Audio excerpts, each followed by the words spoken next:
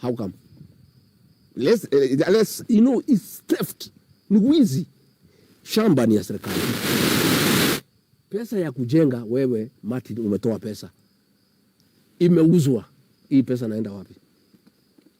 Ningia treasury labda. Treasury gani? Hii ni wizi. Na hiyo ndio mimi nilikuja kujua. You know these men came with a Bible. Hadi tuongelesha na Biblia bwana.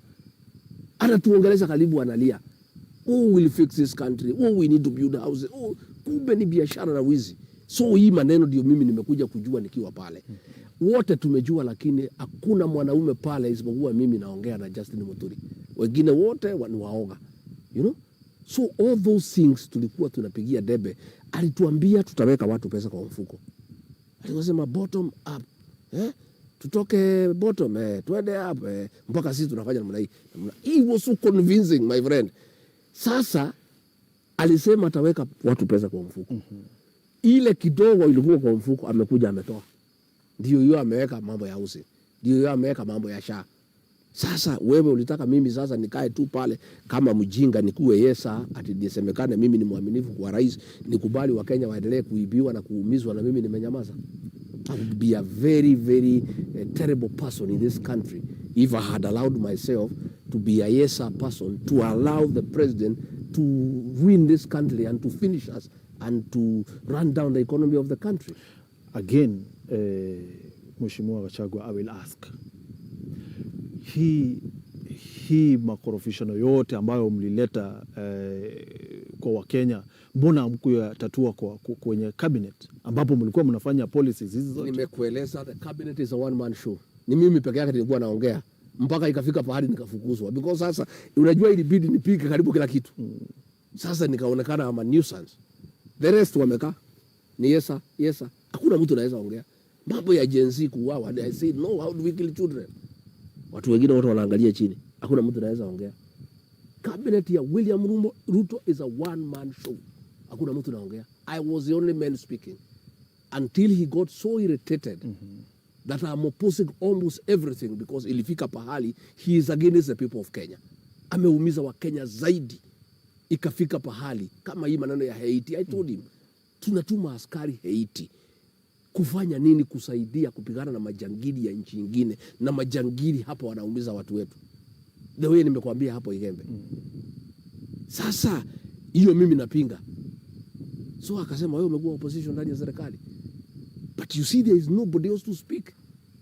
So why would you speak against yale mambo ambayo mnafaa kufanyia watu, na nyinyi na wewe pia uko kwa serikali? Sasa nakuuliza, hiyo ya Haiti ya kutuma watu wakasaidie majangili, is it the right thing? You were supposed to support the president. How do I support what is wrong? I'm not a fool. I'm not a robot.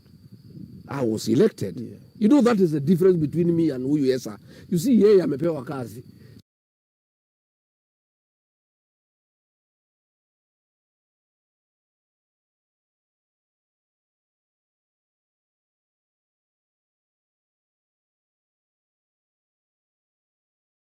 So akiambiwa hii yesa, akiambiwa hii yesa, mimi shika hii kazi, lazima akubaliane na ile amempatia kazi. Mimi Ruto hakunipatia kazi, mimi nilipatiwa na Wakenya.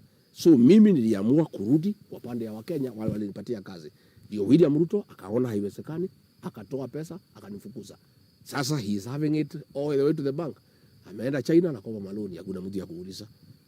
Akitaka kuchukua pesa ya nchi, akuja honge watu hapa Mount Kenya, hakuna mtu ya kuuliza.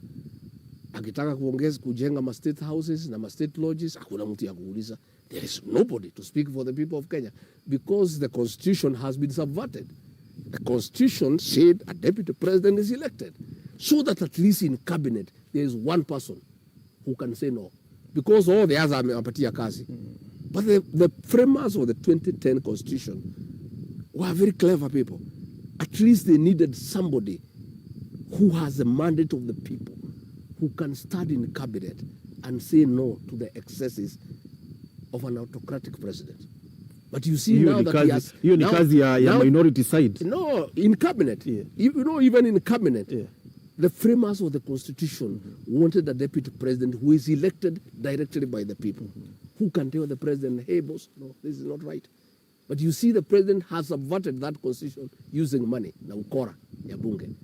so that ameondoa mtu elected, watu yote pale ni watu yake amewapatia kazi. Is parliament under capture? It's under capture, total capture. Total capture, 100%. Unaweza sema remedy ni nini? We just have to vumilia. We do the right thing in 2027. Tuchague watu ambaye who can stand up for the people of Kenya. Watu wazalendo, watu ambaye haweki tumbo yao mbele. That is a remedy to the whole of this situation. Okay. Again, we have to elect a president who means well for this country and who puts national interest above personal.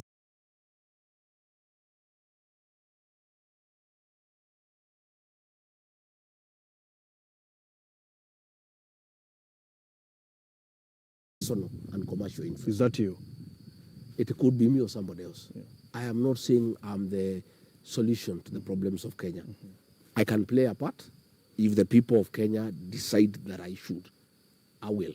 If they decide somebody else should, I'll support. I'm that selfless. Yeah. I'm that patriotic. I'm not a selfish person. Mimi ni mzalendo wa Kenya. And I have sacrificed a lot. And I agree to be the sacrificial lamb for the benefit of the people of Kenya, so that this country is not destroyed completely.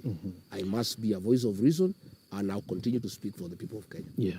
So now, as we conclude, Mheshimiwa, Mkenya anajiuliza, so this, as you go kuchagua ule mwenye atakuwa now presidential candidate, what will be looking at? Well, first and foremost, is a nationalist and somebody who is selfless, na mtu ambaye ataweka nchi mbele yake mwenyewe. Na that is what we will be looking at. But mostly we will listen to the people of Kenya. You know, at the end of it all, my brother, hii maneno yote ya uongozi ni ya Wakenya. Na ndio mimi ni mtu ya kusikiza ground. And that is what the president was saying. I am intimidating members of parliament by asking them to listen to the ground and to listen to what the people are saying. People of Kenya ni watu werevu, watu wa Kenya wataamua. But listening to them, they may not know whom they want, but they surely know whom they don't want. That I can tell you. Mimi nimezunguka, yule mtu hawataki hiyo wanajua. Labda yule wanataka, they are yet to know because there are many choices. And they'll, along the way watajua ni nani wanataka, but at least I'm happy they know whom they don't want. So wacha tuendelee. Time is on our side. We have 2 years to go. IBC is being formed, and IBC is neither here nor there. The will of the people is sovereign, and nobody can overturn the will of the people. Watu wa Kenya wataamua na watapata viongozi wazuri. Tukimalizia, kuna comment moja hapa ameuliza maswali kadhaa. Anasema anajiita Murangiri on Nairobi. Anasema ask for Kenyans this question. On leadership and accountability, having served as deputy president, you witnessed the challenges of governance firsthand. What do you think is the biggest obstacle to effective leadership in Kenya, and how can civic education empower citizens to demand greater accountability from their leaders to ensure that the country's resources are used for the common good? I think we need to relook the procedure of recalling members of parliament. It is too strenuous and too complicated. It's almost impossible. Yeah. Because, you know, the National Assembly and the Senate is the institution of accountability and oversight. Yeah.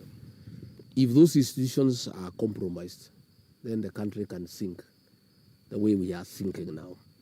I think we need to relook at the procedure of recalling members of parliament. We make it a little bit flexible so that members know that if they have scored their role of keeping the government in check and ensuring there is transparency and accountability, the citizens can recall them. I think that will be the solution. As it is, wanafanya vile wanataka. That is why uliona wanaambiwa wasipitishe finance bill, wanafanya, until people wanted to storm parliament.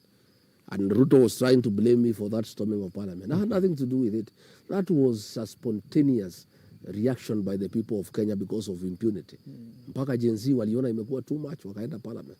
You know, they were trying to say ati mimi ndio niliwatuma huko. Mimi nimetoa. I was not even aware about Gen Zs until after this thing. Nilikuwa nauliza my children, what is this Gen Z thing? Then they explained to me. I was not even aware of their existence. It also caught me by surprise.